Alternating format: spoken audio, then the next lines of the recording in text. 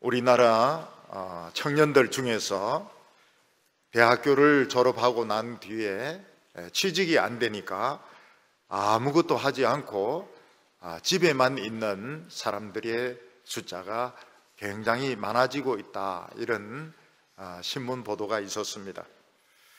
어떤 청년은 대학을 졸업하고 수십 군데 이력서를 내었지만은 전부 안 되었다는 이런 문자만 받고 낙심해서 밖에 나가서 친구도 만나지 않고 그냥 집안에 계속 있으면서 게임만 하고 인터넷만 하면서 지낸다, 그렇게 말을 했습니다.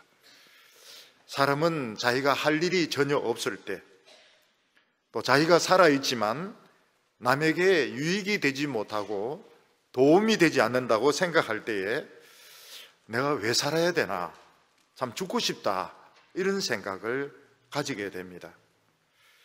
우리가 이 세상에서 사람으로 태어나서 한평생을 산다는 것은 정말 엄청난 특권이고 엄청난 기회입니다. 그럼에도 불구하고 우리는 정말 내 가치를 찾을 수 있는 그런 삶을 살기가 쉽지가 않습니다. 옛날에는 그래도 대학교를 졸업하면 똑똑한 채 할 수 있고 또 할 말이 있고 또 넥타이를 매고 어느 직장이든지 다닐 수 있었습니다. 근데 요즘은 대학교를 졸업해도 직장을 구할 수가 없고 유학을 갔다 와도 만족할 만한 이런 직장을 찾기가 어려워지게 되었습니다. 더욱이 크리스찬들은 양이기 때문에 자기 길을 찾는 것을 참 못합니다. 양들은 이렇게 이끌어 주어야 풀이 있고 물이 있는 곳으로 갈 수 있는데 양들이 이 길을 잃어버리니까 거의 백지 상태에서 참 어디로 가야 될지 몰라서 자신의 삶의 가치를 놓쳐버리고 숨어서 사는 이런 경우가 많은 것을 볼 수 있습니다. 욥은 한평생 살아오면서 자신의 길을 잘 찾았다고 생각을 했습니다. 욥은 신앙도 좋았습니다. 물질적으로도 복을 받았습니다. 자식들도 많이 낳았습니다. 사회적으로 굉장히 존경을 받았고 그의 별명이 동방의 의인이었습니다. 그런데 어느 날 욥에게 몰락이 오게 되었습니다. 욥은 강도짓을 하다가 붙들린 것도 아니고 노름을 하다가 재산을 날린 것도 아니고 방탕한 생활을 하다가 망한 것도 아니었습니다. 욥은 잘못한 것이 아무것도 없었습니다. 그렇지만 욥의 자녀들은 다 죽어버렸고 욥의 재산은 다 없어져 버렸고 욥은 온몸에 이 병이 생겨가지고 온몸을 이 병이 구더기가 뒤덮게 되었습니다. 욥의 가장 친한 친구들도 욥을 찾아와서 하는 말이 뭔가 하면 너의 몰락은 하나님의 심판이다, 이걸 빨리 인정하라, 이런 이야기를 하고 있습니다. 욥은 자신의 삶에서 의미를 찾을 수가 없었습니다. 내가 왜 살아있을까? 내가 남에게 어떤 도움을 줄 수 있을까? 욥은 자신이 살아야 될 이유를 알지 못했습니다. 그래서 욥은 하나님께 항의를 하고 있습니다. 하나님은 왜 나를 이렇게 망가뜨리시며 왜 이렇게 나의 인생을 무의미하게 만드십니까? 그러면서 나는 죽는 것을 원한다, 그런 이야기를 하고 있습니다. 제가 옛날에 평신도로 있으면서 대학생들 사역, 청소년 사역을 한 7년 정도 이렇게 했습니다. 그때는 수입도 전혀 없었고 전도사도 아니고 목사도 아니고 신학생도 아니고 그냥 열정만 가지고 덤벼들었습니다. 근데 청년들이나 청소년들은 제가 하는 그 사역을 참 귀하게 생각했습니다. 야, 우리 선생님은 참 돈 벌러 나가지 않고 정말 우리를 위해서 인생을 참 이렇게 희생을 하는구나, 참 존경을 했습니다. 그들은 저의 삶을 전부 다 보았습니다. 전부 다 보았기 때문에 굉장히 신뢰하고 존경을 했습니다. 근데 그때 제가 매일 기도했던 것이 있습니다. 무슨 기도를 했을까요? 매일 죽게 해달라고 기도했습니다. 왜냐하면 이게 사회적인 이 포지션이 있는 게 아니지 않습니까? 사회적으로 안정된 일이 아니지 않습니까? 사람들은 어디 딱 출근을 하고 어떤 타이틀을 딱 가지고 사람들의 존경을 받으면서 딱 그러면서 일을 해야지 사는 맛이 나지. 집에서 성경책 가지고 청년들 불러서 성경 공부하고 빈 강의실에 가가지고 청년들하고 성경 공부하고 청소년들 캠프를 하고 내 길이 아니라고 생각한 겁니다. 청년들과 청소년들은 참 좋아하고 신뢰를 했습니다. 그러나 저는 매일 죽기를 원했습니다. 매일 살고 싶지가 않았습니다. 근데 나중에 이제 세월이 지나서 생각을 해보니까 그때가 참 열정이 있었고 순수했고 용기가 있었구나 하는 그런 생각을 하고, 왜 그렇게 청년들이 좋아하고 따라왔는지 그때는 이해가 안 됐습니다. 근데 미친놈인데 왜 애들이 미친 사람을 자꾸 따라오고 이러는지 이해가 안 됐습니다.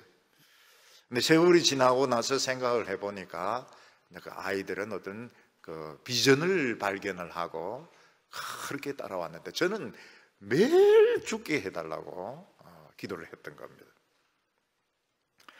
욥이 지금 망해가지고 지금 몰락해가지고 있는 가운데서 욥을 지금 제일 힘들게 하는 것이 뭔가 하면 살아야 될 이유를 알 수가 없는 것이었습니다.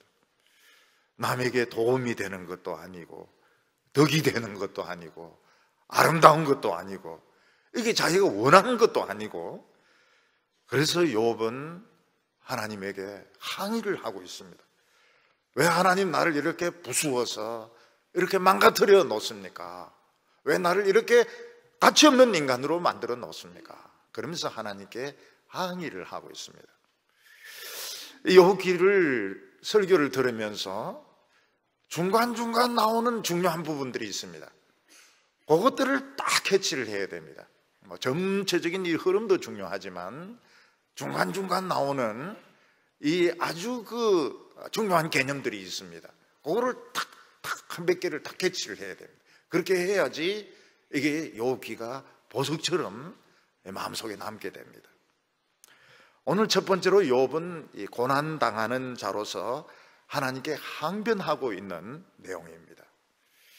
환난을 당했을 때, 큰 환난을 당했을 때 두 부류의 사람을 보게 됩니다.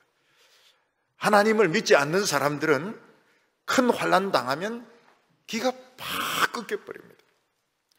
그래서 숨어버리고, 그리고 풀이 죽어가지고 아무것도 하지 못하고 아무도 만나려고 하지 않습니다. 거기에 비해서 하나님을 믿는 사람들은 오히려 더 당당해지고 하나님 앞에서 더 자신감을 가지는 것을 볼 수 있습니다.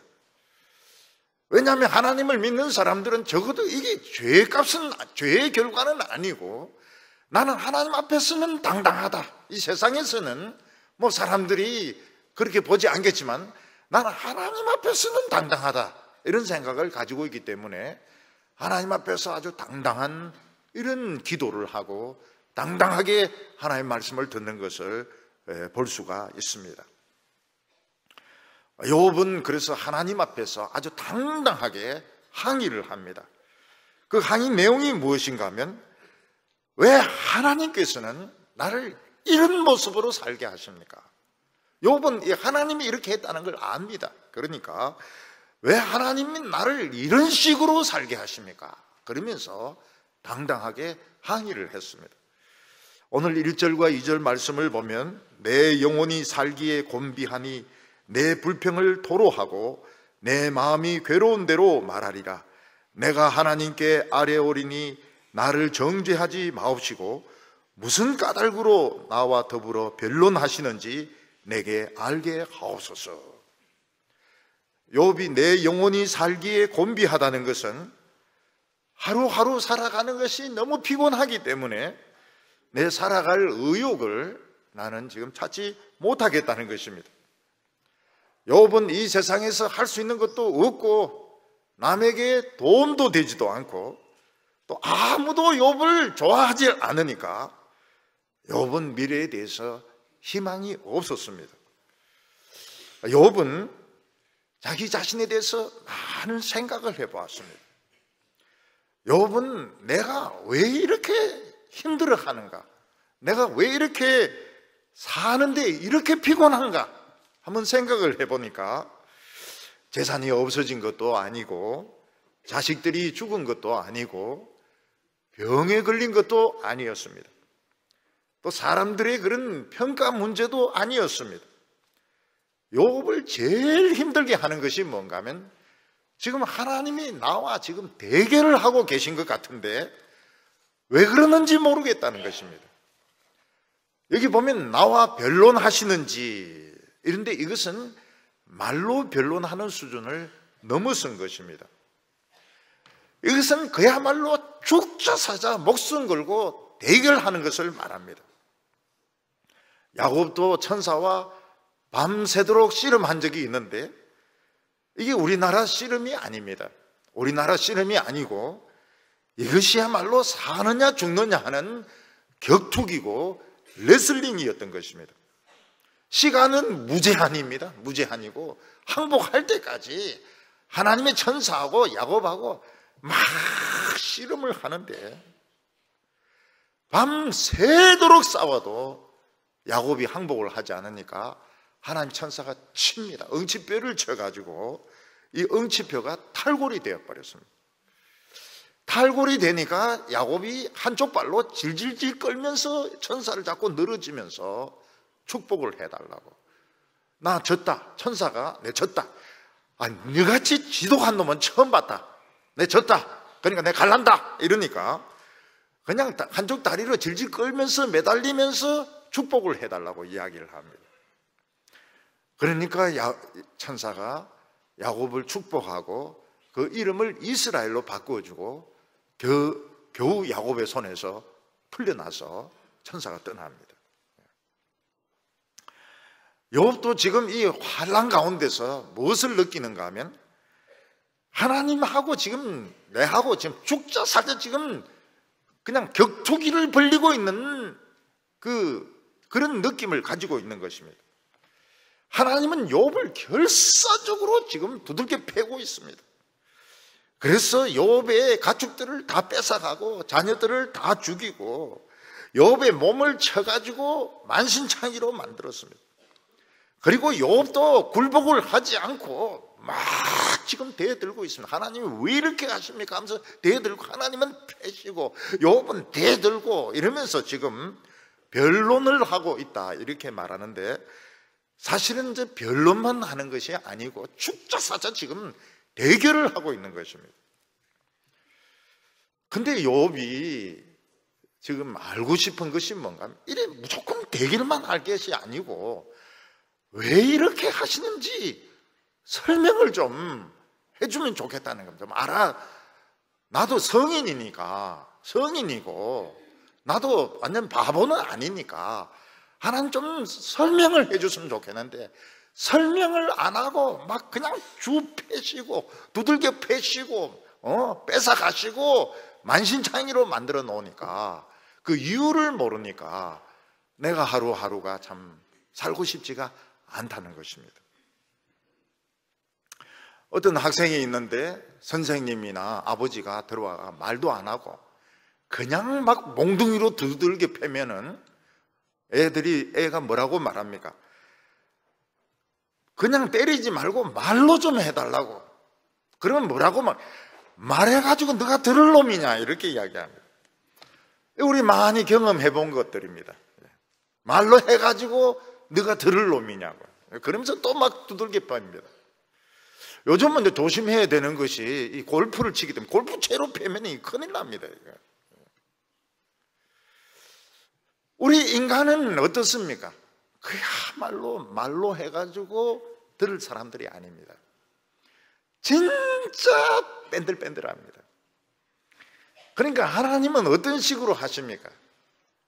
하나님은 처음에는 축복을 주셨다가 때가 되었을 때 막 그냥 아무 말씀도 안 하시고 그냥 프로그램에 집어넣습니다. 그게 해병대 프로그램도 아니고 공수부대 프로그램도 아니고 그냥 막 마구잡이로 그냥 두들겨 패서 그냥 사람을 박살내는 그 고난의 프로그램에 집어넣는 거. 말을 해가지고 들을 사람들이 아니기 때문에 그런 것입니다. 그래서 욥이 하나님께 항의를 합니다. 따집니다. 왜 하나님이 나를 만들어 놓으시고 만든 것을 학대하십니까? 하나님이 만든 작품을 멸시하십니까?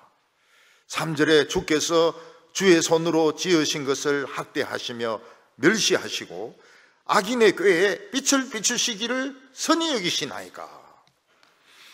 욥은 자기의 이 모든 이런 삶을 하나님이 만든 작품이라고 믿고 있었습니다.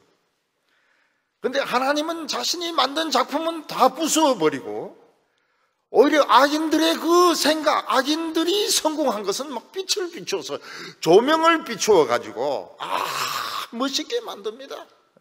지금 이 두 장면이 나오고 있습니다.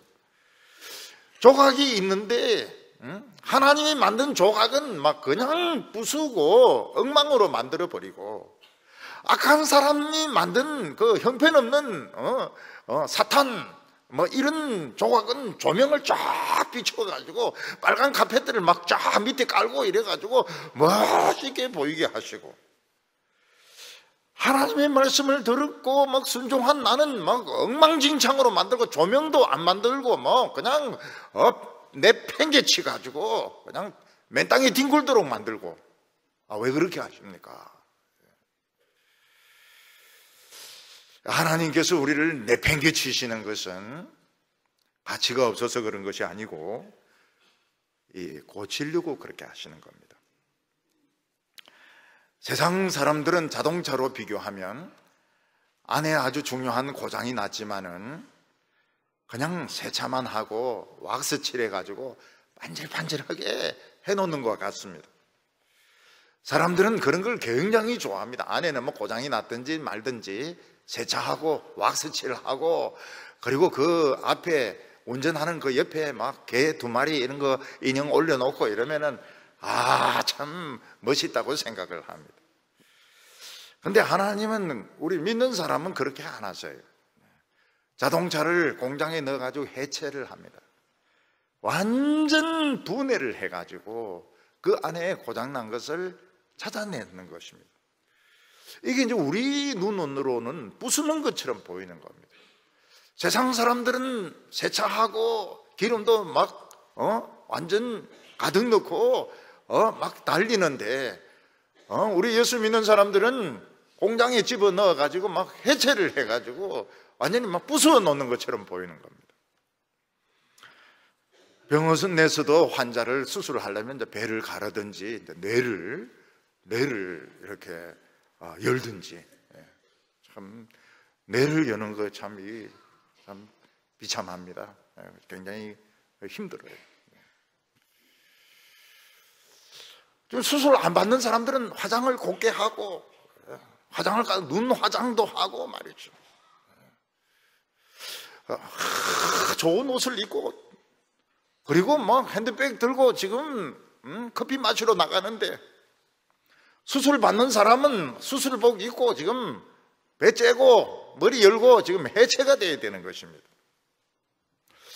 수술 받는 사람은 왜 나만 이런 수술을 받아야 되는지 참 이해가 되지 않습니다. 그런데 사실은 모든 사람들이 다 수술을 받아야 되는데 다 도망가 버리고 어리숙한 우리만 이제 붙들려 가지고 수술을 받는 것입니다. 욥은 하나님께 대충 살면 안 되느냐고 묻습니다. 4절부터 6절까지 보면 주께서도 육신에 눈이 있나이까? 주께서 사람처럼 보시나이까? 주의 날이 어찌 사람의 날과 같으며 주의 해가 어찌 인생의 해와 같기로 나의 허물을 찾으시며 나의 죄를 들추어내시나이까? 욥이 주께서도 사람의 눈이 있습니까? 이래 묻는 것은 사람의 눈이 있음, 사람의 눈 같으면 좋겠다, 이런 뜻입니다. 무슨 말인가 하면 사람은 겉으로만 대충 보기 때문에 그냥 문제가 없으면 그냥 넘어갑니다. 하나님의 눈으로 보면 죄인 아닌 사람이 없고 참 흉측하지 않은 사람이 아무도 없습니다. 그러니까 우리가 지금 조금 살다가 죽을 인간들인데 어떻게 그래 하나님의 눈으로 그렇게 현미경으로 그렇게 보시냐고. 우리 인생이 얼마나 짧은데 만약 우리가 음식을 먹으면서 그냥 안 먹고 현미경을 끼고 본다면 먹을 사람 아무도 없습니다. 우리는 그냥 대충 보고 그냥 막 썩은 것도 먹고 그냥 상한 것도 먹고 막 그냥 그러면서 또 살아갑니다. 살아가다가 뭐 살다가 안 되면 죽는 것이죠. 그냥 대충 살다가 우리 한국 사람들은 또 썩은 거 참 좋아합니다. 썩은 거. 썩은 거 먹는 거 굉장히 좋아해요. 전라도에 이래 가면 가오리 그 썩은 거 있지 않습니까? 썩은 거. 그거 없으면 밥을 못 먹는다 그래. 그 잔치를 인정을 안 합니다. 썩은 그 반쯤 썩은 그 가오리 안 먹으면 이 잔치 이거는 인정을 안 해요. 근데 그 가오리를 먹으면 코에서 바람이 쫙 나옵니다. 얼마나 독한지 몰라요. 코에서 막 바람이 막 나오는데 그거 굉장히 맛있다고 그래요. 너무너무 맛있다고. 우리 한국 사람들은 이래 막 썩은 거, 곰팡이 핀 거. 우리 어릴 때 보면 어머니가 매주 만들어 가지고 막 이래 달아놓으면 우리는 이제 그 콩 뽑아가 먹거든. 콩 하나씩 뽑아가지고 이제 먹고 콩 하나 뽑아서 먹고 매주는 막 덩어리로 먹고 먹을 게 없으니까. 그래도 그 어머니는 다 용서해 주십니다. 마음이 하나님 같기 때문에 용서를 해 주십니다. 왜 하나님 뭐 그냥 우리 그냥 인간 같은 눈으로 봐달라는 거예요. 하나님의 그 투시경으로 보면 수술 안 받을 사람이 어디 있고 죄인 아닌 사람이 어디 있느냐고. 그래서 하나님 그냥 대충 그냥 우리 조금 살다가 죽을 건데 너무 철저히 하지 마시라고 그렇게 부탁을. 사실 하나님 많이 봐주고 있는 건데도 우리는 이게 너무 가혹하다고 생각이 되는 겁니다. 그러면서 7절에 주께서는 내가 악하지 않을 줄 아시나이다. 주의 손에서 나를 벗어나게 할 자도 없나. 요거를 이제 기억을 해야 됩니다. 요거하고 이제 몇 개 뒤에 나오는 그거를 이제 기억을 해야 오늘 이제 본문을 머릿속에 딱 남게 됩니다. 욥이 나는 악하지 않습니다. 사람이 악하지 않은 사람이 어디 있습니까? 근데 나는 악하지 않은 줄을 하나님이 아십니다. 이렇게 고백을 합니다. 요거는 이제 경험해 본 사람은 압니다. 우리 성도들이 고난을 받으면 어떻게 됩니까? 절대로 죄는 못 짓습니다. 죄 짓는 것은 진도가 잘 나가고 일이 잘 되고 돈이 있고 사람들이 인정해 주기 때문에 죄를 짓는 것이지, 고난받는 성도들은 죄를 짓지 못합니다. 왜냐하면 지금 마지막 붙들고 있는 줄이 하나님인데, 죄 지어 가지고 하나님인데 지키면 이건 끝장입니다. 끝장이에요. 그래서 죄를 못 짓습니다. 그래서 성도들이 제일 깨끗할 때가 언젠가 하면 환난 당할 때입니다. 환난 당할 때는 이 하나님에게서 버림받으면 내 인생은 끝장이다, 그런 생각이 있기 때문에 죄를 못 짓습니다. 그래서 욥은 내가 깨끗한 줄 하나님이 아시지 않습니까? 그 이야기를 하고 있습니다. 예수 믿는 사람들도 자꾸 성공하고 이러면은 교만한 마음이 듭니다. 아니, 내 정도 되는 사람은 이 정도의 죄는 아무것도 아니야, 요런 생각 들면 요거는 이제 굉장히 무서운 겁니다. 요거는 이제 교만이 꽃을 피는 겁니다. 아주 무서운 거예요. 내 정도 되는 사람은 이 정도는 되지도 되지 내가 주님을 위해서 얼만큼 수고를 많이 했는데 요 정도 죄 지었다고 해서 뭐라 하면 안 되지. 그런 말 하면 안 되지. 그런 말 하면 망하지. 그래서 성도가 고난받을 때 보면은 참 넓은 수 없고 초라하게 보이지만 죄는 안 짓습니다. 왜냐하면 비참한데 죄까지 지으면 갈 데가 없어요. 기댈 데가 없어요. 근데 욥이 무슨 이야기를 하는가 하면 나를 하나님 손에서 건져줄 사람이 아무도 없다고 말하고 있습니다. 그게 무슨 말인가 하면 세상 사람들은 어려움 당하면 건져줄 수가 있습니다. 뭐 사업 자금을 준다든지 뭐 돈을 좀 준다든지 직장을 마련해 준다든지 이러면 거기서 나올 수가 있습니다. 근데 하나님의 백성들은 건져낼 수가 없어요. 왜냐하면 원인이 뭔지 모릅니다. 유학을 보내줄까 모르겠다 그래요. 하나님의 뜻인지 아닌지 모르겠다 그래요.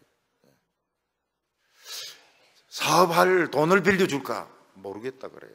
사업이 하나님의 뜻인지 아닌지 모르겠다 그래요. 연애하도록 누구 소개해 줄까 모르겠다 그래요. 하나님의 뜻인지 아닌지. 하나님의 백성들은 원인을 모르는 겁니다. 원인을 몰라요. 그래서 돈을 준다든지 뭐 사업 자금을 대준다든지 뭐 장학금을 준다든지 여자를 소개해 준다 이래가 해결이 되지 않습니다. 그래서 내가 아무것도 하지 말라는 거예요. 하지 말라고요. 하지 말라는 거예요. 왜냐하면 하나님의 뜻을 모르겠다는 게 하나님의 뜻을 모르겠다고. 우리 성도들이 제일 고민하는 문제가 하나님의 뜻을 모르겠다는 겁니다. 그래서 목사님하고 상담하면 더 헷갈려요. 하나님의 뜻을 아는 법 책을 읽으면 더 모릅니다. 알 수가 없어요. 미국에는 보니까요, 이 강해 설교 같은 거 하시는 분들은 뭐 많지는 않고요. 교회 안에 이제 예언하는 사람들이 많아요. 예언하는 사람들이 많아가지고 자꾸 뭐 이래라 저래라 이런데 그 믿을 수 없는 겁니다. 예언을 많이 해요. 그렇다 해서 또 나쁘다고 할 수도 없습니다. 나쁘다고 할 수도 없어요. 고난당하는 성도들은 하나님이 빼주지 않는 이상은 방법이 없습니다. 이게 어려워요. 부모가 돈으로 도와주고 싶어도 도와줄 수가 없습니다. 왜냐하면 이거 끝없는 이거 구덩이입니다. 끝없는 구덩이에요. 인간의 힘으로는 끄집어낼 수가 없습니다. 하나님의 뜻이 뭔지 모르는데. 그러니까 제일 힘든 것이 나에 대한 하나님의 뜻이 뭔지 모르겠다는 거예요. 뭔지 모르겠다고.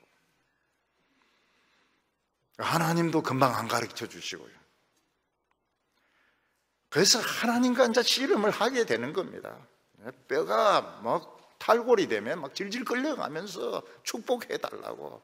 그것도 마지막 단계에 가서 막 악에 받쳤을 텐데 그렇게 되는 것이지 사람의 힘으로 도울 수가 없어요. 이거는 누구든지 다 경험해 본 겁니다. 사람은 그냥 어쩔 수가 없습니다. 하나님이 도와주셔야 되는 겁니다. 욥은 이 고난 중에서 나는 죄 못 짓습니다. 죄 안 짓는 것이 아니라 죄 못 짓습니다.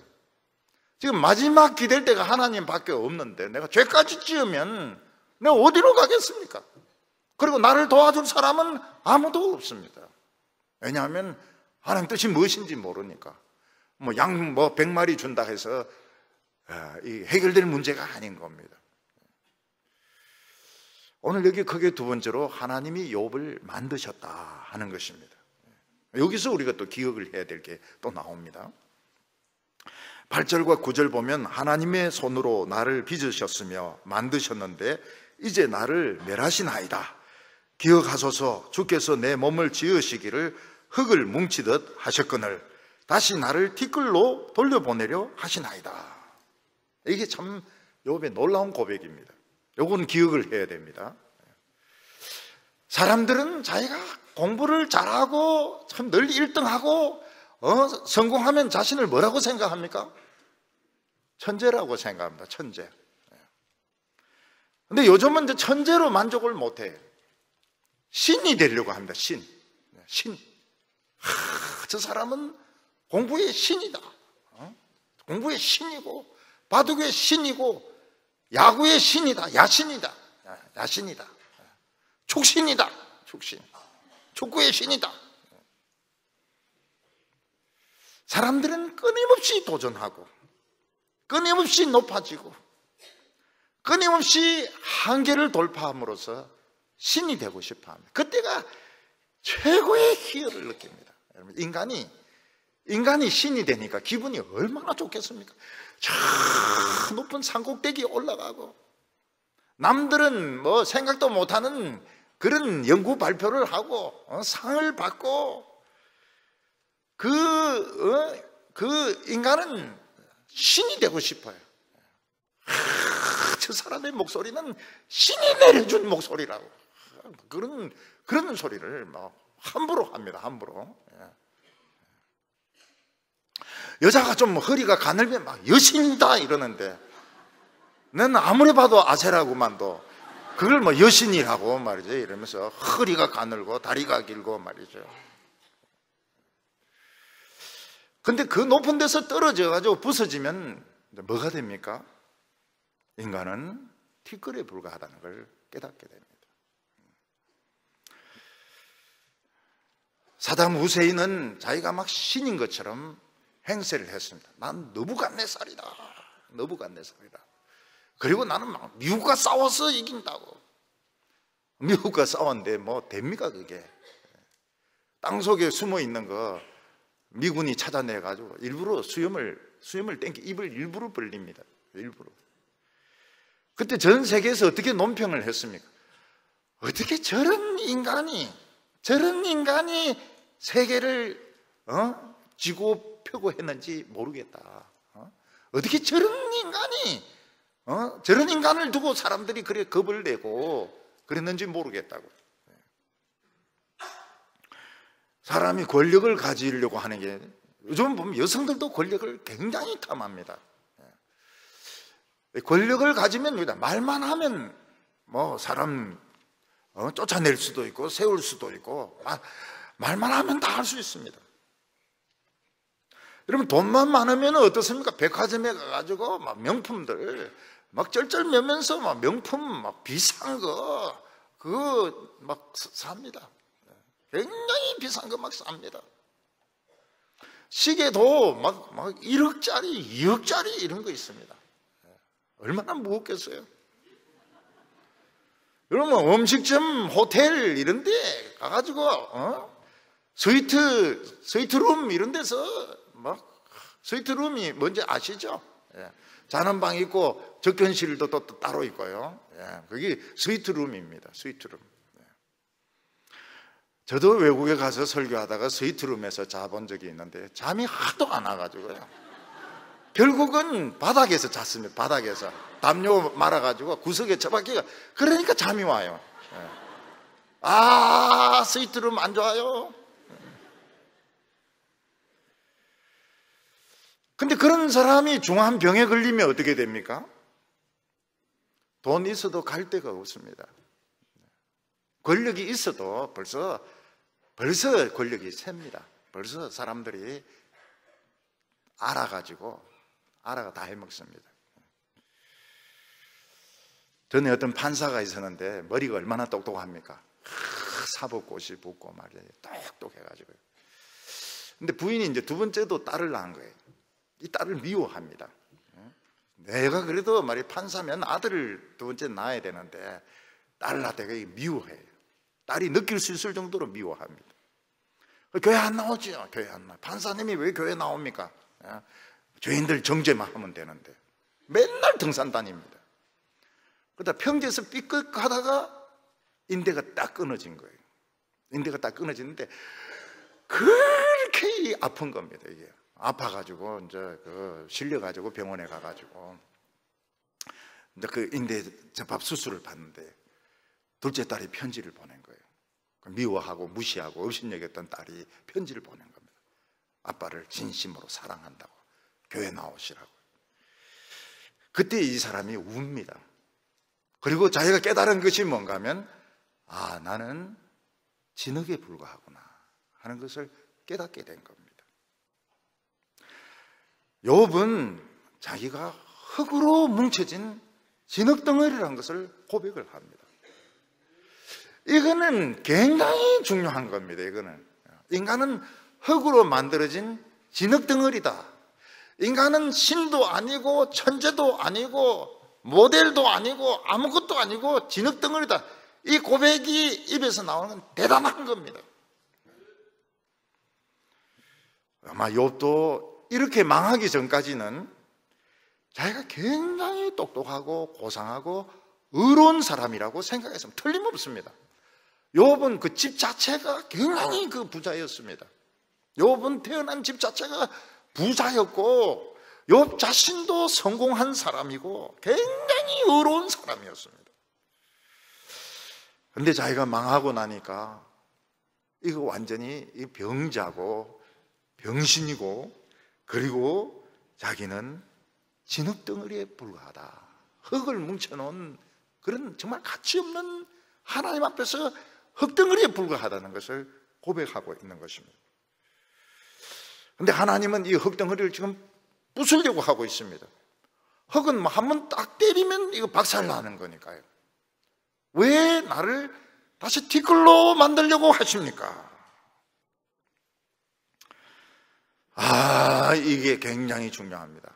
사람들은 조금만 잘하면 자기가 천재라고 생각해요.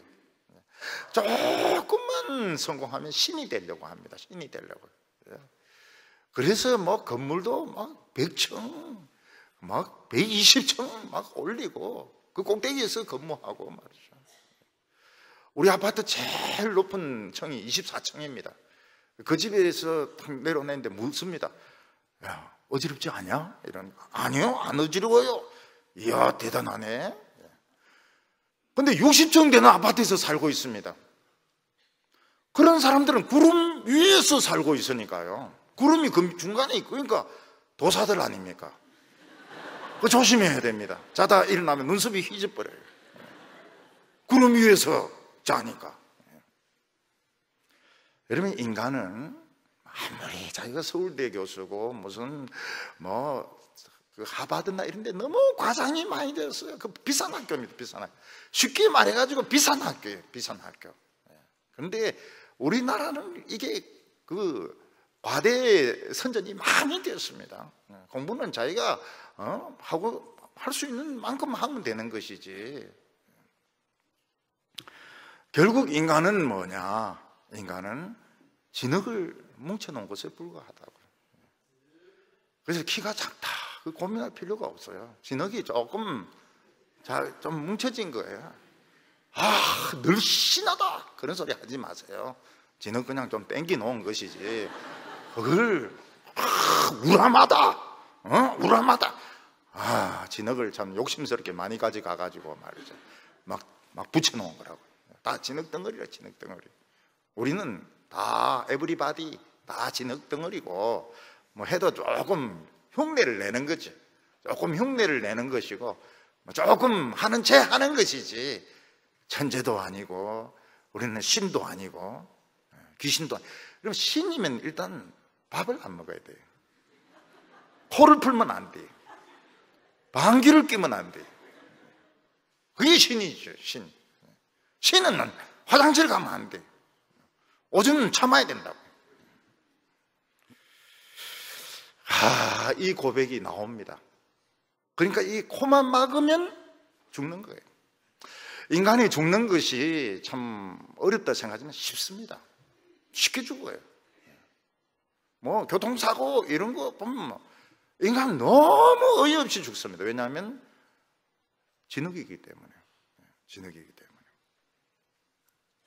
10절에 주께서 나를 젖같이 쏟으셨으며 엉긴 젖처럼 엉기게 하지 아니하셨나이다. 이 부정형이 중요합니다. 하나님은 욥을 이런 젖처럼 자기를 이렇게 엉기게 할 줄 알았는데 그냥 우유처럼 그 염소젖처럼 쏟아버렸다는 겁니다. 양젖, 염소젖, 낙타젖 또 있지 않습니까? 낙타젖. 중동에 가면 낙타젖 먹지 마세요. 낙타젖 먹었다가 메르스 걸렸다고 하는 겁니다. 상한 우유, 상한 염소젖 이런 거는 버려야 되죠. 며칠 유통기간이 지난 것은 버려야 됩니다. 우리 가정에서도 버려야 됩니다. 근데 이거 유통기간이 지금 안 지났는데도 하나님이 우유를 버리시는 거예요. 그 우유가 누굽니까? 자기입니다. 욥 자기를 옮기게 할 줄 알았는데, 이게 중요합니다. 욥은 하나님께 대하여 뭘 기대했습니까? 자기를 옮기게 해가지고 버터와 치즈로 만들 줄 알았던 것입니다. 근데 하나님은 버터와 치즈로 만든 것이 아니고 그냥 땅에 쏟아버린 거예요. 유통기간도 안 됐는데, 안 지났는데 쏟아버린 것입니다. 그래서 욥이 하나님께 질문을 합니다. 버터와 치즈로 만들 줄 알았는데, 스위스 산에서 나오는 명품 치즈로 만들 줄 알았는데 나를 쏟아버렸습니다. 그게 욥이 잘못 생각한 겁니다. 하나님은 욥을 우유로 마시는 걸 원하지도 않았고, 치즈나 또는 요구르트나 버터로 만드는 것을 원치 않으셨습니다. 하나님은 욥을 뭐로 만들기를 원하셨습니까? 정금으로 만들기를 원하셨던 겁니다. 정금. 그러니까 하나님의 생각과 욥의 생각이 굉장히 다른 게, 이건 버터와 치즈를 원하는데 하나님은 정금이 되게 하려고 이거 쏟아버린 겁니다. 이건 아니야. 이거는 내가 원하는 재료가 아니야. 쏟아버린 겁니다. 이 세상에서 제일 단단한 것이 무엇일까요? 이 세상에서 제일 단단한 것은 차돌일까요? 부싯돌일까요? 아니면 쇳덩어리일까요? 다이아몬드일까요? 이 세상에서 제일 단단한 것은 인간의 마음입니다. 인간 마음 절대로 안 변합니다. 절대로 안 변해요. 그래서 사람의 마음이 변하는 것보다 더 위대한 것이 없습니다. 이 세상에서 어떤 물건을 만들고 어떤 상품을 해서 돈을 벌어도 인간 마음을 바꾸는 것보다 어려운 거죠. 대학교나 고등학교에서 마음 안 바뀝니다. 절대로 마음 안 바뀝니다. 욥은 하나님이 자기를 만드신 과정을 자세하게 설명을 합니다. 11절부터 13절까지 보면 피부와 살을 내게 입히시며 뼈와 힘줄로 나를 엮으시고 생명과 은혜를 내게 주시고 나를 보살피심으로 내 영을 지키셨나이다. 하나님은 욥에게 피부와 살을 주셨습니다. 생명과 은혜를 주시고 그 영을 지켜주셨습니다. 그럼 다 된 거 아닙니까? 하나님이 피부와 살을 주시고 뼈와 힘줄을 주시고 은혜를 주시고 생명을 주시고 내 영을 지켜주시고, 그럼 다 된 거 아닙니까? 또 뭐가 필요합니까? 욥은 그게 이해가 안 되는 거예요. 하나님은 이렇게 잘 만들어 놓고 막 부수고 계신 겁니다. 그 이유가 뭘까요? 보석을 만들려면 깨야 되기 때문에 그렇습니다. 우리 안에 큰 보석이 있습니다. 금성분이 있습니다. 하나님은 이거를 만들기 위해서 깨시는 겁니다. 욥은 그걸 이해를 못하는 겁니다. 우유면 우유, 치즈면 치즈, 이런데 왜 그걸 다 쏟아버리시고, 하나님 나를 다 만드시고 왜 깨시는가? 왜 깨시는가? 금성분이 많이 들어있는 이 돌은 황금빛은 나지만 쓸 수가 없습니다. 너무 불순물이 많아가 쓸 수가 없어요. 그래서 하나님은 부수어서 가루로 만들고 녹이고 그렇게 해서 정금으로 만드는 것이 목적입니다. 그래서 하나님께서 나를 태어나게 하시고 은혜를 주시고 축복을 주시고 끝난 것이 아닙니까? 절대로 끝난 것이 아닙니다. 아직 시작도 안 됐습니다. 오늘 세 번째로 하나님 나를 연단하시는 내용이 나옵니다. 하나님이 우리를 연단하실 때 어떻게 합니까? 정신을 차릴 수 없을 정도로 이리 굴리고 저리 굴리고 거의 안 죽을 정도로 우리를 고생을 시키십니다. 13절 그러한데 주께서 이것들을 마음에 품으셨나이다. 이 뜻이 주께 있는 줄 내가 아나이다. 욥은 하나님의 뜻을 뭐로 알고 있습니까? 치즈로 알고 있습니다. 치즈. 하나님은 그냥 나를 우유로, 그냥 우유나 낙타젓이나 염소젓으로 그냥 쓰시는 것이 아니고 가공을 해가지고 치즈로 만드는 것이 하나님의 뜻이 아닙니까? 그렇게 생각을 하고 있는데 하나님 맨 땅에 패대기를 쳐시고 이 우유 이거 쓸모없어 다 쏟아버리시고 그리고 막 부수고 있으니까 욥이 굉장히 당황이 되는 것입니다. 14절과 15절 보면 내가 범죄하면 주께서 나를 죄인으로 인정하시고 내 죄악을 사하지 아니하나이다. 내가 악하면 화가 있을 것이오며 내가 의로울지라도 머리를 들지 못하는 것은 내 속에 부끄러움이 가득하고 내 환난을 내 눈이 보기 때문이니이다. 욥이 범죄하면 하나님이 가만히 두겠습니까? 하나님은 욥을 덜덜 볶아서 다 토해내게 할 것입니다. 다윗은 자신이 범죄했을 때 하나님이 얼마나 그를 쥐어짰든지 뼈가 다 녹았다고 말하고 있습니다. 다윗이 범죄했을 때가 그 아기가 생겼을 때 아닙니까? 그리고 그 아기가 태어나서 이제 죽습니다. 그러니까 그 다윗도 찔기기도 굉장히 찔깁니다. 다윗도 회개 안 하기를 적어도 1년 이상을 1년 몇 개월을 회개 안 합니다. 그때 하나님이 얼마나 다윗을 쥐어짰든지 뼈가 다 녹았다고 말하고 있습니다. 얼마나 울었든지 자기 침상이 다 썩었다고 말하고 있습니다. 안 믿는 사람들은 죄 짓는 것이 아주 즐겁습니다. 스트레스 해소가 됩니다. 남을 못 살게 굴고 괴롭히고 엄난한 그 영화를 보고 이러면 스트레스 해소가 돼요. 엄난한 잡지 막 이런 거 보면은 기분이 굉장히 좋습니다. 근데 하나님의 백성들은 굉장히 괴롭습니다. 이 괴로운가 하면 성령께서 속을 막 쥐어짜기 때문에, 그래서 이걸 다 토해낼 때까지, 한 번 토해내가 안 됩니다. 토해내고 또 토해내고 또 토해내고, 마치 약물 중독, 약물 그거 먹은 것처럼 막 또 토해내고 또 토해내고 또 토해내고, 그래서 부끄러움이 가득하다고 말하고 있습니다. 욥은 마음속으로 죄를 생각을 했습니다. 근데 죄를 생각하는 것이 하고 행동하는 것하고는 달라요. 행동하는 것은 엄청난 죄입니다. 엄청난. 예수님께서 여인을 보고 업력을 품은 자마다 이미 가늠하였느니라 했지만, 눈을 보고 가늠한 것이 이제 동기가 된다는 것이지, 그렇다고 해서 기왕 가늠했으니까 해버리자, 큰일 납니다. 그거 하고 행동으로 옮기는 거, 이건 완전히 망하는 겁니다. 행동으로 옮기는 거는. 여기 보면은 내가 환난을 눈으로 본다고 말하고 있습니다. 하나님을 믿는 죄가 굉장히 고통입니다. 자기 자신이 행복하지가 않아요.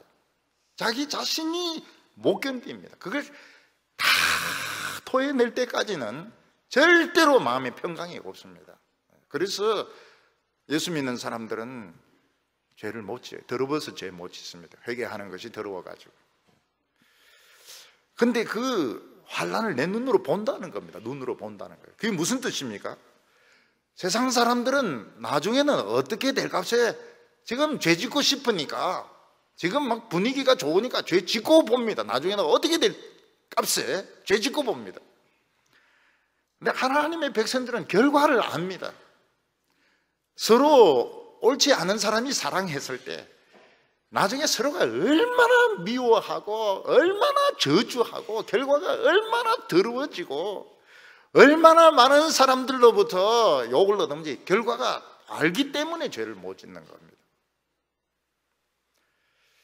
하나님께서는 욥이 그래도 머리를 지근지근 밟으시고 고개를 못 들도록 만드십니다.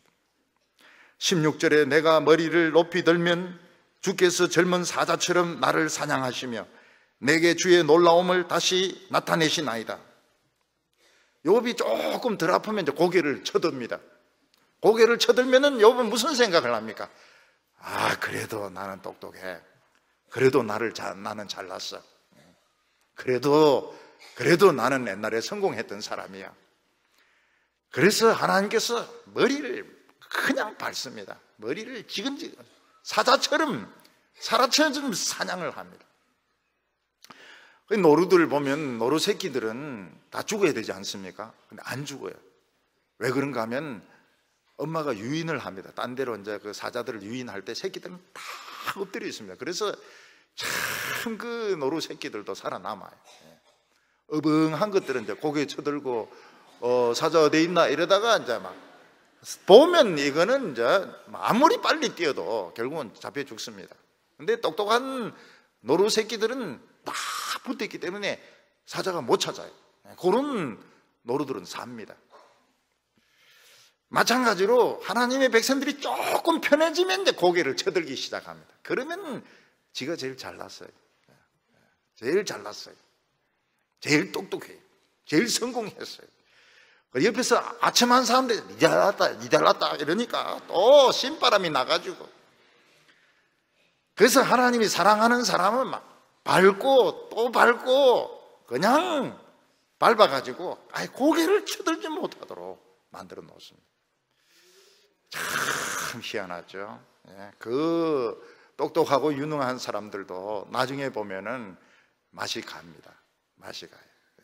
좀 성공하고 사람들이 좀 칭찬해주고 이러면은 눈 뜨고 못 볼 정도로 맛이 갑니다. 그래서 하나님께서 확실하게 밟아 놓습니다. 사도 바울 같은 경우에는 육체의 가시 병을 주가지고 고개를 들라 그러면 막 발작을 일으키니까 고개를 들 수가 없습니다. 사도 바울이 나는 뭐 편지를 몇 군데나 쓰고 부흥을 일으키고 병자를 고치고 이러면 막 발작을 하니까 고개를 들 수가 없는 겁니다. 17절에 주께서 자주자주 증거하는 자들을 바꾸어 나를 치시며 나를 향하여 진노를 더하시니 군대가 번갈아서 치는 것 같으니이다. 욥을 찾아온 사람들이 그렇게 많습니다. 그렇게 와가지고 니 틀렸다, 너 회개해라, 막 사람을 계속 바꾸어가지고 군대가 지금 대기 상태에 있습니다. 지금 욥에 대해서 말할 사람이 지금 군대가 지금 대기되어 있습니다. 욥에게 하나님이 시간을 주시지 않습니다. 이 뒤에 이제 18절 이후에는 욥이 이제 죽는 것을 생각합니다. 왜 하나님께서 나를 태에서 나오게 하셨고 태에서 무덤으로 바로 가게 하지 아니하시고 왜 이런 환난을 보게 하시는가? 참. 근데 욥은 이런 환난을 통해서 그 철학자들이 이해할 수 없는 것을 이해를 합니다. 많은 철학자들이 욥기를 읽고 연구를 하려고 했는데 아마 제가 보기엔 다 이해를 못한 것 같아요. 욥은 참 사람들에게 위로를 줍니다. 사람들이 어려움 당하면 뭐부터 봅니까? 욥기부터 봅니다.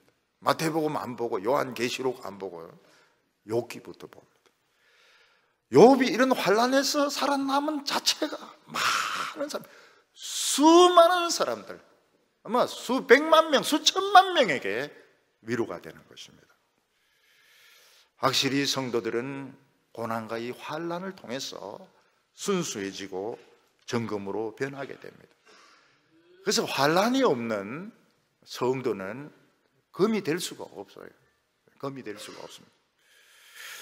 욥은 자기가 죽기 전만이라도 좀 놔달라고 말합니다. 내가 이제 곧 죽을 것 같은데 죽기 전까지만이라도 조금 놔줘가지고 좀 숨도 좀 쉬고 내 하고 싶은 대로 좀 해달라고 부탁하는데 하나님 뭐라고 말씀하십니까? 안 된다 이놈아, 네 마음대로 절대로 안 된다. 그래서 숨 쉴 시간도 주지 않고 침 삼킬 시간도 주지 않고 욥을 들들들들 볶아가지고 욥을 정금으로 만드는 것입니다. 그래서 우리 성도님들은 환난을 두려워해서는 안 됩니다. 환난이 오는 것은 참 좋은 것입니다. 나를 정금으로 만드시고, 여러분 성도라 하면서 교만한 것은 천하의 꼴볼견입니다. 천하의 꼴볼견. 성도라고 하면서 목사라고 하면서 높은 자리 찾고 잘난 체하고 자기가 천재라고 생각하고 참 하나의 꼴볼견입니다. 이 아무것도 모르는 사람, 아무것도 깨닫지 못하는 짐승과 같은 사람들입니다. 우리 성도님들은 환난을 당해야 됩니다. 환난을 좋아해야 됩니다. 그리고 모두 다 점검이 되시기를 바랍니다. 거룩하신 하나님 아버지, 우리는 버터나 치즈가 되고 싶은데 하나님은 우리를 정금으로 보석으로 만들기 위하여 땅에 내팽개치시고 비참하게 하심을 우리는 오늘 보았습니다. 하나님 아버지, 저희들이 하나님의 뜻에 순종하게 하여 주시옵소서. 하나님의 손에서 우리가 만들어지게 하여 주시고 깨어지게 하여 주시고 다시 회복되게 하여 주시옵소서. 우리나라는 죄의 깊은 늪에 빠져있는 소돔과 고모라입니다. 이 소돔에서 왕이 되려고 얼마나 정치를 하는지 모릅니다. 고모라에서 돈 벌려고 얼마나 몸부림치는지 모릅니다. 하나님의 진노가 이 땅에 지금 쏟아지고 있습니다. 우상과 음란과 사치와 방탕을 하나님이 회개합니다. 우리 예수 믿는 사람들이 먼저 하나님 앞에서 머리 숙이게 하여 주시고 절대로 고개 쳐들지 말게 하여 주시고 천재인 채 하지 말게 하여 주시고 신이 되려고 하지 말게 하여 주시고 하나님 앞에서 머리 숙임으로써 참 이 나라 이 교회가 구원받게 하여 주시기를 원합니다. 남은 2달 동안 하나님 아버지 부흥을 일으켜 주시옵소서. 병마가 떠나게 하여 주옵소서. 암이 낫게 하여 주시옵시고 우울증이 떠나게 하여 주시고 우리 자녀들의 길이 열리게 하여 주시고 우리 자녀들 기도하는 자녀들 되게 하여 주시옵시고 하나님의 축복이 소나기같이 부어지게 하여 주시옵소서. 예수님의 이름으로 기도하옵나이다.